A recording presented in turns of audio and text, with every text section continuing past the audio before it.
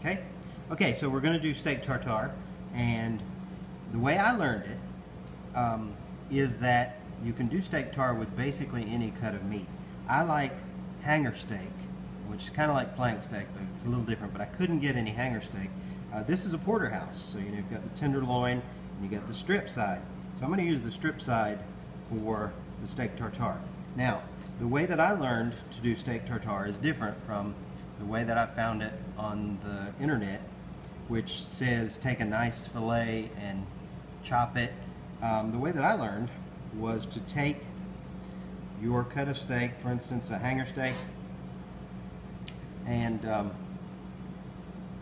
to use a spoon to separate, and basically what you're doing is separating the connective tissue from the muscle tissue, right? So we'll set this aside.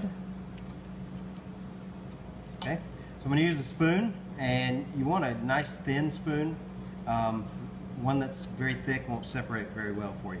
Now, and what you can do is you just start sort of scraping, and if you scrape this way with the curved side, with your with the concave side scraping like that, you'll get more meat, but you may tear too much connective tissue. If that happens, turn it around and you can do it like this. You'll have more control of it. So anyway, what this gives you is a nice velvety finish on your tartare rather than doing a chop or a dice. Now, if this were a piece of tuna, I was doing tuna tartare, what I would do is about 50% like this and about 50% with a nice, a nice chop, because that gives tuna has a different texture than steak. I should mention this is a grass-fed porterhouse from a local farm, Savannah River Farms. And so basically, you're just going to scrape, and you're scraping away the red meat, leaving that velvety red meat, and scraping away the connective tissue, which is not necessarily the fat, but it's the white, gristly component. So I'm going to do this for a while, and then when I'm finished, we'll plate it.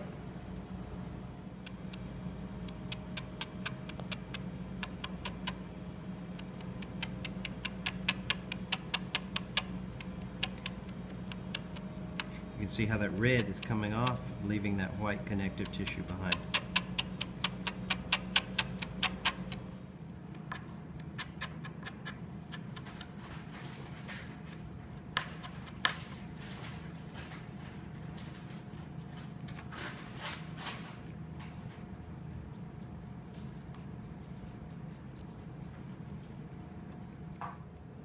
Okay, so I've separated all my the muscle meat from the fat and the connective tissue. You can see it here. I might could get a little more from in there, but I'm not going to worry about that right now. So this is my tartare here, and it again has a nice velvety texture. It doesn't have that chop. There's a little fat, a little connective tissue in here. You can be as picky as you want about getting that out. So basically what I'm going to do is make a patty, put it in the middle of my plate,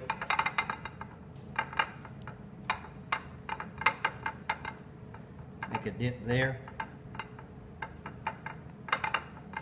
shape it kind of nice, put a little Worcestershire sauce,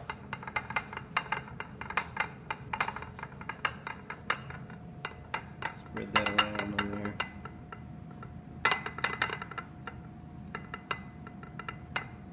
Okay, got a fresh, pastured, local egg yolk that I put right in the center.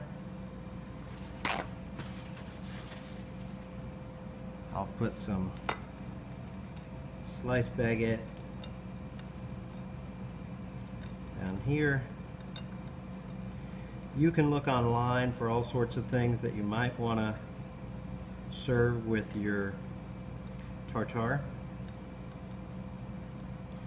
but kind of traditional is onion,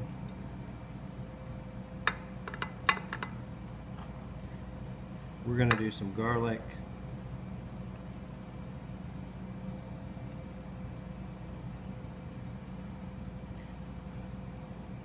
a little boiled egg,